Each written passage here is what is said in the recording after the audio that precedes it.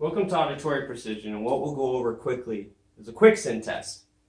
Now, the Quicksin test is an aided and unaided soundfield test that can validate to the patient that they hear better in noise with their hearing aids than without it.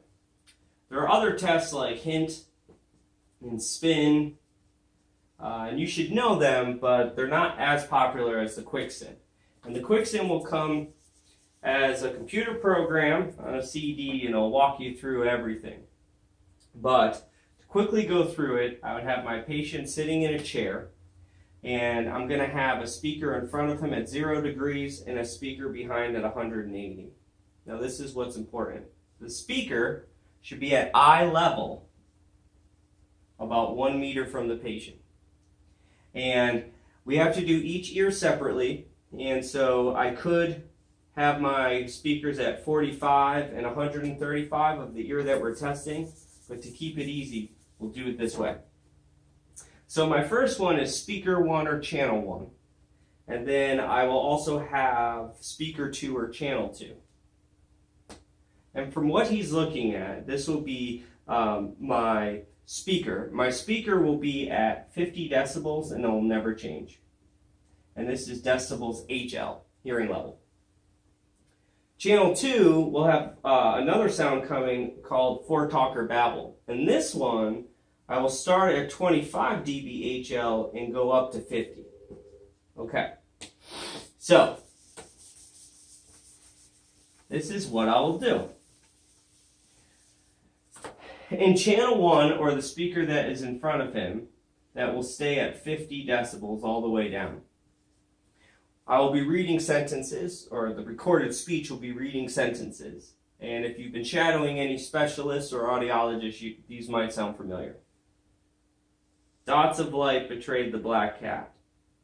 Thick glasses helped him read the print. A force equal to that would move the earth. I'm going to read 6 sentences.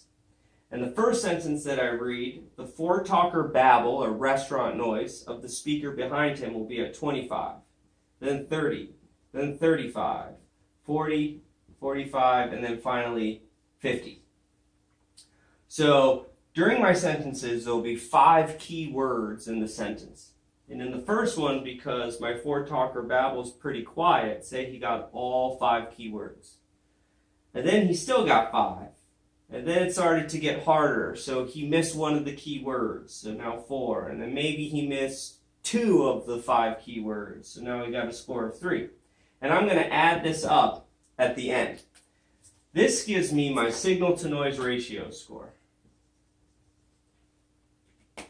So, I add up my score of all the key words that he got right while I was performing my sentences by keeping my speech at 50 and increasing my for talk or babble. And my signal to noise ratio, say when I added it up, equaled 18. Now with Quicksin, there's a constant number, and that constant number is 25.5. And to get my end result, I'm going to minus this from 25.5, that gives me 7.5.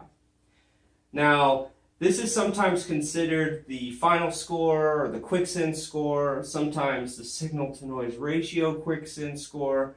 But what we want to know is that I want to have a high number here when I add up my score so I can have a low number here. And that's where I'll have the best result, because this is going to tell me something. And what this tells me is that at the end of the Quicksin test, he got a 7.5. Now, 0 to 7, they do well. They do well in noise with their hearing aid just as it is. If it's 7 to 14, they would do well with a directional microphone, which we use most of the time anyways, and he would fall in that category. 15 plus means that he did so poorly that he would do well with an FM system.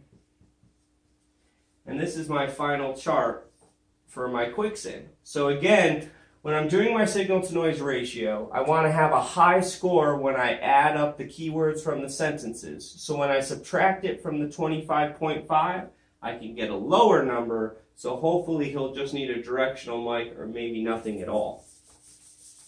Thanks.